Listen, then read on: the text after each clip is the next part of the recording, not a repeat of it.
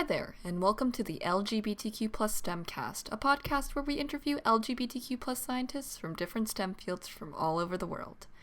I'm your host, Annabel Gong, and in today's episode, we will be chatting with Joel Rojas.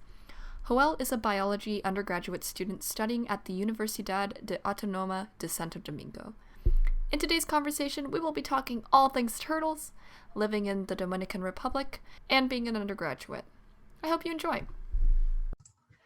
Hi, Joel. Welcome to the show. Before we get started, how about you give us a little introduction about yourself? Well, hola, first of all. Yeah, my name is Joel Rojas. I am from the Dominican Republic, and I'm currently an undergraduate student at the Universidad Autónoma de Santo Domingo here in the Dominican Republic. Awesome. You're actually the first undergrad that I've interviewed, which is super cool. What year are you in undergrad? Oh my God, thank you so much for the opportunity. Well, I'm in the last year of undergrad here. The undergraduate program lasts 5 years. I'm currently in the fifth year doing my thesis in order to graduate very soon. Very cool. And like very soon too, huh? Like probably in the next month or so? Not the next month because here graduation takes months to be completed and this and that. So maybe in October, but if not in October, in February of next year, I'll be graduating. Awesome. Well, congratulations in advance. Thank you. So, what do you study? Well, I study biology. Here we have general biology with no orientations or specialties. So, within biology, what kind of research have you done? Well, since this is like a general program, here they ask us to do like several areas in order to find out which is the one that we like or we really like. So I have done work in botany, specifically with ferns and also with bryophytes. I have done research with birds and also with lizards, but the area that I found the most attractive to is genetics, molecular biology, which is the one that I'm doing right now for my thesis, and also turtles. Lizards are cool, but turtles are cooler. I agree. Turtles are cooler. I actually have a pet turtle, and he is very, very cute. Love him very Aww. much. Yes. So, what does your undergrad thesis kind of like? What are you doing for that? Well, it's a turtle extravaganza thing, it's like a mixture and a mess. And I'm trying to get into the mess to explain it. For my thesis, I'm currently doing a characterization of the hybrids of freshwater turtles over here. We had hybrids of 2 and 3 species of turtles over here. We have Trachemis stenigeri, Trachemis decorata, and Scripta elegans, which is the introduced one. You might have heard that one because it's the red-eared slider. It's very common in aquariums, pet shops, and so on and so forth. It's a very invasive species, and it tends to hybridize with other freshwater species. So what I'm trying to do is to describe how they look morphologically and how they look in the genetics. I'm trying to do this by selecting genetic markers to identify areas of hybridization. And also this can help for the conservation of our local species of turtles because we don't have any like local specified works with hybridization, and it's a very common subject in freshwater turtles. So yeah, that's basically like an overview of my undergraduate project. That's very cool. I love that. And my turtle is also a red ear sliders, and there's tons of them around. So that's super Yeah. cool. Yeah. So you got kind of into herpetology because of the classes that you took and the labs that you took for school? Actually, it was a very funny story how I got my thesis, name, project, and everything. Because I was in an herpetology class and my professor asked us, to me and a friend of mine, what species of turtle is this? And he showed us like a baby turtle. And we were like fighting, like discussing so hard. Like, no, that's a Trachemis tenegerivicina. No, that's a decorata. No, that's a tenegeri. No, that's a decorata. And we were like fighting over, and the professor came back and said, girls, no, that's a hybrid. And I was like, a what? Yes, it's a hybrid. Turtles tend to hybridize over here and so on and so forth. And it was like an instant click. I fell in love so hard with that little baby hybrid of the turtle. That was like, oh my God.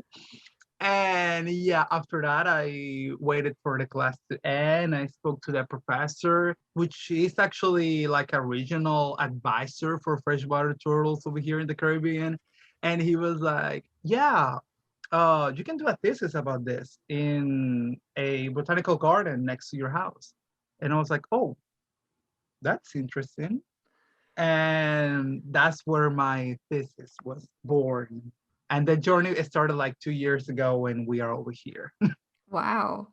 And so your field site is literally right next to your house then? Yeah, it's like 2 kilometers. Oh my uh, gosh. yes, I take like a motorcycle and they drop me like over there. Obviously, for the thesis, I couldn't because I have to take the equipment over there. But it was interesting because it's very close to my location and it's a very complex theme. And people usually over here go like to national parks that takes like days and they are under the rain, under the mud and this and that. But I found that urban park, like my botanical garden over there, and there is my thesis, like right next to my house. Wow. That is super convenient. I love that. So yeah, what do you do in the field then? Well, in the field, we have like stations of work. We divide the work because they move a lot and they bite. So yeah, they're aggressive. You might see that, oh, they're so cute, they're so handsome. Yeah, they even scream so lovely, like they make these little sounds. They're so cute, but they are hideous. They would like to bite. They like to they're prepared for violence. But anyways, besides that, you have to take the measurements with two people because you need to hold them very steady and then take the measurements. Someone like a third person is taking the notes and the numbers. After that, you go to a second station, which is the photography station. Over there, you take photos of the head, the capillaries, the plastron, and the tail. And also their nail, if I'm not mistaken. They take these photos in a gray or black background. And again, it's very complicated because the turtle is moving, scratching, biting, is pooping a lot and eating a lot. Yeah, we have those inconveniences over there. And the last station is my station where I take the tissue. We usually take like 1 or 2 centimeters of the back of the tail and some interdigital membrane in the leg that is in the back. We take that tissue and we place it in alcohol, and then we are going to do the second part, which is the lab part, the part that I'm right now into the complications of the research. Very cool. Oh my gosh. And have you ever gotten bitten by a turtle then? Oh yes, and that was funny because I was carrying like how many of them? Like 13 turtles plus a can of paint because for marking we use paint that doesn't damage the environment and also the turtles. A friend of mine and me, we were like carrying them very good to their place, and there were two that at the same time bite us in the small finger, like the smallest one. She was in a bag, and Hmm. she took out her head and bite us over there. We dropped the equipment that we were carrying them, so they fell into the ground. Not that high, they didn't took any damage, but they fell into the ground. The can of paint sprayed all over the place, and we have like to place them back again into the basket and run because we were scared, like, oh my god, we're gonna get we're gonna get an explosion or something because of this. And we like left and dropped it in another location because they bite and it doesn't hurt a lot, but it's very uncomfortable. I've only been bitten once by my turtle and it hurt so bad. They bite so deep. Yeah, and let's not start with like the snapping ones, the huge ones. Hmm. They have to use like these heavy gloves. And if you get bite by one of those, say bye to your arm or hand or whatever they bite into because you're not gonna get it back. Yeah. Their jaws are so strong. My goodness. Yeah. So, do you have any career goals? Are you planning to go to grad school? Absolutely. My plans are to enter into grad school, maybe in a program in genetics and molecular biology. Not in the US. That's due for like, I don't know, personal reasons. And because I think I need to get into, I don't know, any more places. People go into the US over here thinking, oh, it's the best place. There's nothing like the US and this and that. And it's not that I don't hate the US. I love the US and its people, but I would like to, explore more and go into other places and gather more experiences outside of the US. And of course, probably I will get maybe a PhD in an American school. But yeah, I have plans to go into grad school. It seems like you're doing a lot of like really heavy research for an undergrad. So, I feel like in America we don't really do like a lot of really hard thesis work. Is there Mhm. a reason for that in the Dominican Republic that happens? It happens for several reasons. Because one of the requirements of the thesis is not written, but it's spoken, is that the thesis has to show that you can make research for yourself. We are not allowed to make teams for the research. We only do it by ourselves. You can do it in pairs, but it has to be like, I don't know, like describe an entire reserve or an entire group of species. That complex has to be the thesis in order to be allowed to be done in pairs. And also, we make these highly specialized thesis so we can acquire all the experience and all the knowledge that we didn't acquire previously in the classes and in other scenarios in the career. So I think those might be the two main reasons why we have these highly complex theses in the Dominican Republic. They are very stressful. I think that if you make a basic research, like a small one, is as valid as if you do like a very complex one.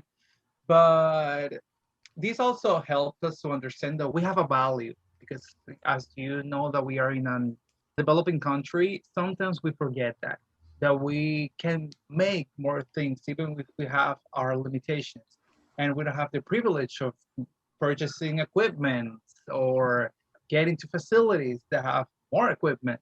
And sometimes people from another country see us that we are not able to understand highly specialized research, and with our thesis we show them that we can and we are able to do it. So I think that's also another of the reasons why we have like these highly specialized thesis over here. Yeah. It's really unfortunate that like a lot of institutions are so biased towards smaller countries regarding Mhm. like the students who go through the educational systems there. But let me tell you, but a thing as simple as like a PCR kit or a DNA extraction kit, for me to get it for my thesis has been like a nightmare. And I see people in the US like just go out and put their names and their addresses and boop, they get it. But I have to, to talk with customs because they think that I will explode a facility or I will start to clone humans. I don't know why. I mean, they have like the wildest thoughts over here, but and I have to tell them, no, I'm not gonna clone any human. I'm gonna my research is with turtles. You're gonna I'm clone not the gonna turtles. no, but yeah, it's like so complex for us to get like these basic things, and that's one of the things that I would like, if we met this is to help other undergraduates to see that we need to start to making this research so other countries can see that, hey, the Dominicans are doing a very high quality research. Let's provide them the equipment that they need. I know that should not be an approach. They should do it because we are at the end researchers and emerging scientists. But I mean, if that's the way that we need to make noise and gather their attention in order for us to be able to do research in the future, we're going to do it. And we need to do it. Yeah. That's a really good message. But yeah, also, you shouldn't have to prove yourself to everyone else. But unfortunately, it seems to be that way. Yeah. Yeah, so I mean, like, access to resources seems to be a huge problem for you and your peers. But also, like, access to funding, it must be also barred too. Do you have any experience where you have, not gotten paid as an undergraduate? For funding, yes. For the two ones, let's not remember the three projects that I submitted to three organizations and I got rejected just because they didn't tell me why, just because I got rejected. And I was like, okay, cool, can. And for undergraduate, oh my God. Okay. So I have like this project. I'm not gonna say names because probably the people are gonna listen and you know. Oh. But let me try to make like the story so they don't understand that it's them, but they know that yes, that's probably me. So this is what happened. I do this research in human genetics, and they made a contract for me to be a research assistant. So I was scheduled to be a research assistant, right?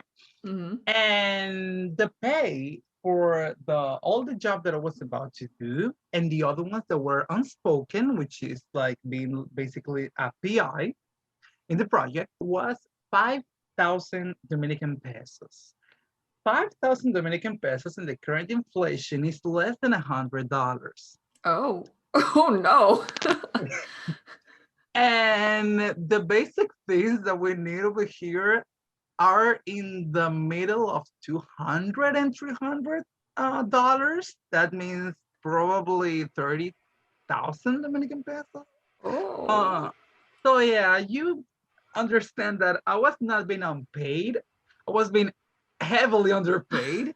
It's basically And unpaid. it's basically unpaid, yeah, because I spend that in what? Transportation and this and that. So yeah, and I have another one which was giving classes and they paid me with food. Yeah. And I'm not mad, but go off, please put me more. Beside put some more. And yeah, food and 5,000 pesos. And that's the thing with this kind of underpayment or non-payment at all. Some people don't have the privilege to, afford to go to college, make a research because people need food, need transportation, and need medical insurance. And you're not providing this. And you're selling your project as, oh, we're going to be giving you experience, skills. We're going to be giving you all this and that. But people are more than experience and skills. People need to eat and people need to get into places. And also, people need to look into other possibilities in their careers. And you're giving this heavy work for nothing to profit and you're expecting people to be happy with it. And I have seen this not only in my country, I've seen that with academia in the US. And it's a horrific situation that we need to start to talk about. Because yeah, people need to eat and people need money. And at the end of the day, this is a work that we are doing. And we need to be paid accordingly to the work that we do.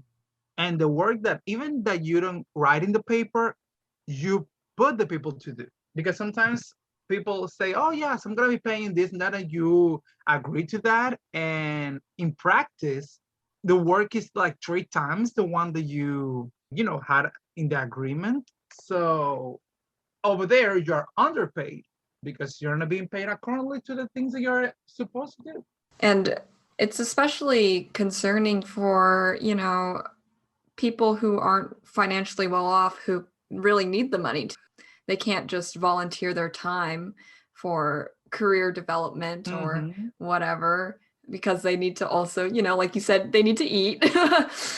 So it really creates this like inequality of like people who can afford to do things for free, getting all the experience while other people can't, which sucks. Exactly. And this reinforce like class stereotypes and differences in academia that have been over centuries, and also with racism and other systems of inequality. So yeah, we need to start these conversations because we cannot be reinforcing these ideas anymore into a 2021 academic space. Speaking of oppressed identities, I guess, just to change gears here, as an LGBTQ plus person, I'm not incredibly familiar with the political climate in the Dominican, but does your identity affect how you live your life? Well, where can I start with this Oh. tragedy? Let's speak over there of two main issues here in the Caribbean: being a woman and being LGBT. One of them I can speak very good, which is being in the LGBTQ plus community, and the other one I cannot speak because I'm not a woman, but I have friends that are women, and we have two main issues. One of the most recent ones in the women's, and also people that can have children, like trans men and other identities, is that we have a total ban on abortion. We're one of the only 5 countries in the world that have this total ban in abortion. So even if your life is at risk, you cannot have an abortion. Wow. You need to go into unsanitary, unregulated, very dangerous practices, like even placing a, so you need a cloth hanger in order to get an abortion over here in most cases. A Wow. metal cloth hanger, or getting with pills, and the pills sometimes have the correct specifications, and women and people that can have children die over here because of this. And it's very unfortunate that the church and other conservative situations are so heavily intricated into the politics of the country that basic human rights, like the right of living of this woman and people that can have children, are being violated so openly and with no repercussions. We have even a case, if I can speak about this, of a 12-year-old girl named Esperancita, and she died because she had leukemia and she had a pregnancy with 12 years. And not only this, but a priest of the Catholic Church intervened in the process and basically told the whole bioethical team of doctors that she needed to be treated for the cancer, but after she had the baby. Like, she had to wait What? 9 months. Yes, she had to wait like 9 months in order to get the treatment, in order to get her chemo. Because these priests came and said, oh, no, she's gonna have the baby. You might imagine that that didn't happen. And unfortunately, she had an abortion one day, a spontaneous abortion, and some hours later, she died of a cardiac arrest. The society went mad with this case. And it still hurts because that little girl could be alive right now if she had like an abortion practice. And some conservative people are so vile and evil that they even disregard the grief and the pain of the mother and tell her, oh, she's lying. Oh my God. Yeah, and that's the current situation with women's rights. With LGBT rights, you can imagine how worse the situation is right now. But I'm gonna just say like the main things that we don't have. We cannot marry over here, and marriages are not recognized over here. So if you are married, if there is a same-sex couple married, if they came over here, they will not be recognized. They have zero rights of adoption. Trans people cannot change their names. The only way that they can do it is if the president of the country signs a paper saying that they can change their name. Oh my goodness. So you can imagine the cost of that procedure just to change your name. Nonetheless, the gender or sex in your ID. Trans people don't get access to basic health hormones are very hard to get over here. Fortunately, we have PrEP, but it's not that widespread. And yeah, over here, being LGBT is a constant thread of homophobia, transphobia, biphobia, and even in higher offices in the government. If you put a flag, and that's something that happened with one representative, she placed an LGBT flag and a trans flag in her office. And she uploaded a photo and saying, everyone is welcome into my office. We're an inclusive office, this and that. We were like, oh, that's very nice. Mm-hmm. People destroy her. Oh my They were God. they were saying no because the office is for the citizens, not for an agenda. And this agenda and this and that, and oh my God, and president, please see this woman. She's listening this and that. And it was like a mess for like a week or two. And at the end, she left the flags. The flags are still in her office. And yeah, that's the burden to say, hey, I'm an ally or an LGBT person in a position of power over here. Like, that's like a higher sin here. And we have made some advances, but still, even a law that is in Congress right now for no discrimination and hate towards LGBT people is in hold for no reason.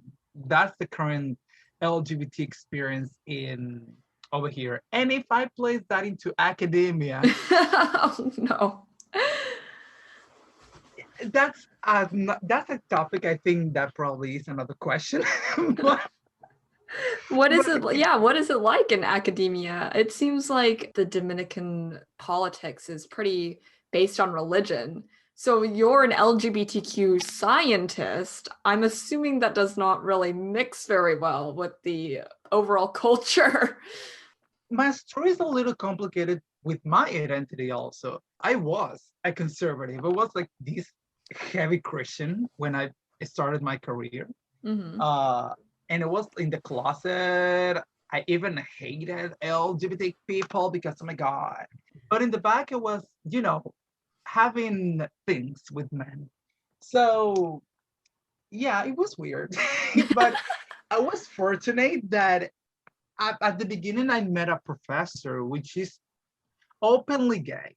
He's even married with another man, not over here, in another country. Mm. But with him, I sat down and heard the stories.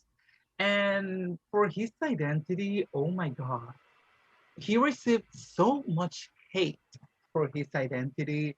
And even me, for example, we have like this conference that was virtual last year. And in my background, I had a pride flag. Mm. And this professor told me that in the professors group, there was this scandal because I had a pride flag in the background and that was Huh? pushing an agenda Oh in no. science. I went into a mayhem with them. It was like, you know what? I'm going to discover more LGBTQ plus in academia. And you will see that I'm not the only one. And that's how I got introduced to other LGBTQ plus scientists. Oh my Uh, gosh. because of that mess. You did And it like out of hatred or spite, yeah, basically.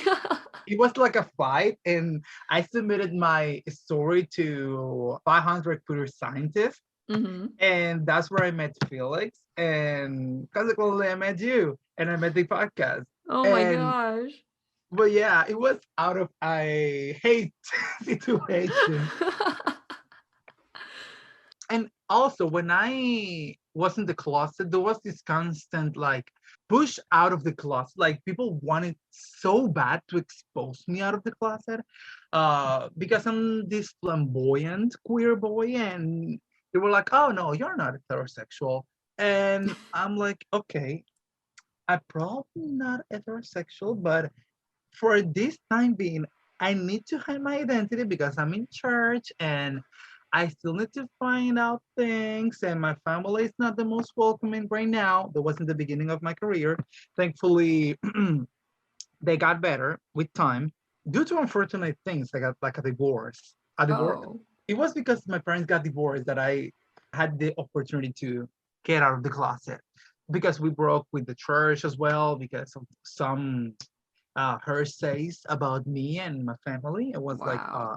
no. And I left church, then I come out, and I received the hate from the church, but not from my colleagues because they knew all this time. But I needed my time and I needed my place and my safe space to say my truth. I couldn't fulfill their desires of, yes, say that you're gay now. No, first of all, I'm bi, and second of all, no, I will not say that right now because I can get kicked out of my house.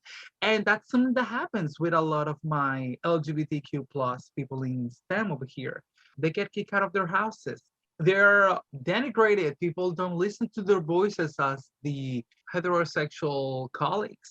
And if you are a scientist over here, you're from the devil. Because if you say the scientific truth, like, yeah, people can get abortions, LGBTQ plus people are valid in science, and isn't that, they tell, oh no, you're not a scientist, because in my third year book in high school, it says that XY is a man and XX is a woman. So yeah. And you're like, no, ma'am, this is what science says over here. No, no. And it's like this thread. And they even use biology to for their hatred. But when you told them the real biology of the things, not the like third year biology that they get, it's like, oh no, that's not true. That's a lie. This is my truth. And the Bible says, and you're like, okay, girl, the Bible says that. But this is what science, my research says. No, it's the Bible. So yes, imagine a country full of Karens Oh and male Karens. no. That's my experience. And yes, thank you for coming with my tech talk. I feel like some scientists are even sometimes like that too, you know. I think we know who Oh, I'm talking about, but mm, I'm not gonna say the names, but you might find it in the science drama Twitter. People posting about lower parts of the body, you know, just We know scientists being them. transphobic. It's Oh, fine. people, scientists like saying, oh, yeah, you are not valid because the sex is determined by the gamete. And it's just this white boy wanting attention so bad, and even trans scientists that works in the evolutionary field and embryology and all of this and that saying no, this is what science says. And these boys are like, no, I'm white, so I have the last word. uh with no research. So yeah, we have those people in academia and they're cute and caring. Oh yeah. Oh yeah. Oh my gosh. Well, you have quite the story of coming out and all of that. Thanks for sharing. That's a really interesting story. I feel like a lot of LGBTQ plus people who are religious start off being really homophobic, but I'm glad that you found your identity in the end.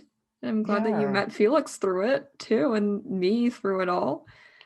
And people here sometimes ask me if they can be this and that and they can do certain things because we're living in a very conservative country and the church and these have a very heavy influence. Things so basic like get a tattoo or an earring as a man.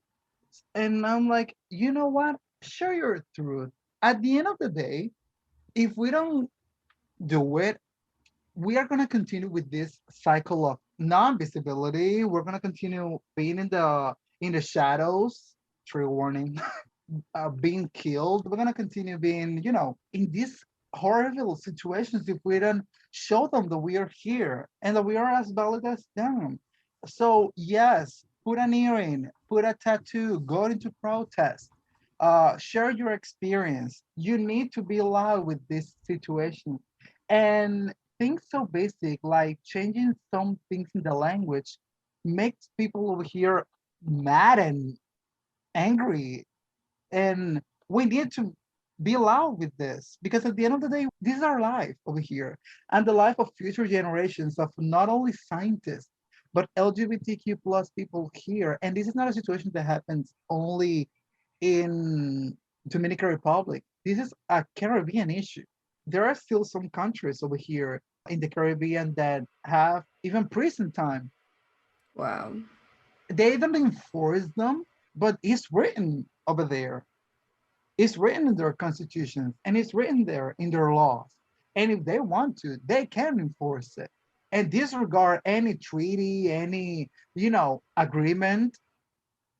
So we need to be loud and vocal about these things because it's our lives and it's the lives of the people that will come after us that will be in danger. And I want to live and I would love to live my old days over here because I love my country, its resources, and its people when they love themselves and they understand that all the people are free and should be free to make any decisions in their lives that they want to do. And not only decisions, live their lives and their identities. So yeah, I think that all scientists should be vocal about these things, regardless of whatever your professor, your assistant, even your colleague will say. Obviously, don't place yourself into situations that will kill you or will you in danger. Don't engage in those situations because we want you alive. But if you can be vocal and just share even a post saying I support this, I support that. That's helpful because that's your voice and that's lifting the voices of those who cannot lift their voice. That we have a lot over here that cannot do that or cannot afford to do it. Yeah, that's really powerful. So as we're wrapping up our conversation here, do you have any social media that you want to plug? Where can we find you? Oh well, I have my Twitter, which is used for scientific purposes, drama, and a mix of those. You will see a lot of things in Spanish. I'm sorry, I like to gossip in Spanish. But also you will find my research and this and that is Joel Andres R. Uh, and on Instagram, where I post like my journey of being non-successful model, is going to be Eco Fashion Blogger. And you can find me on ResearchGate as Joel Andres Rojas Gonzalez.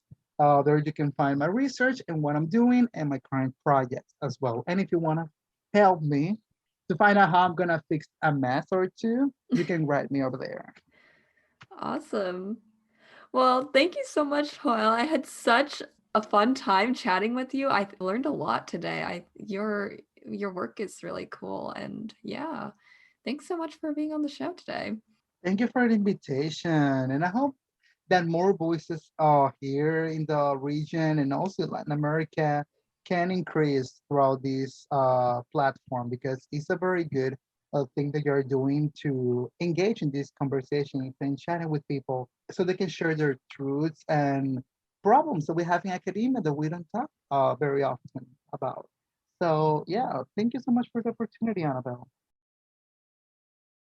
And once again, folks, that was Joel Rojas. Thank you, Joel, for talking with me, and thank you for listening. You can find us on Twitter and Instagram at LGBTQ STEMcast, and you can support us on Patreon and Ko-fi. You can find the links to all of these at linktr.ee/LGBTQ STEMcast. Once again, y'all, have a wonderful day, and we will see you on the STEMcast next week.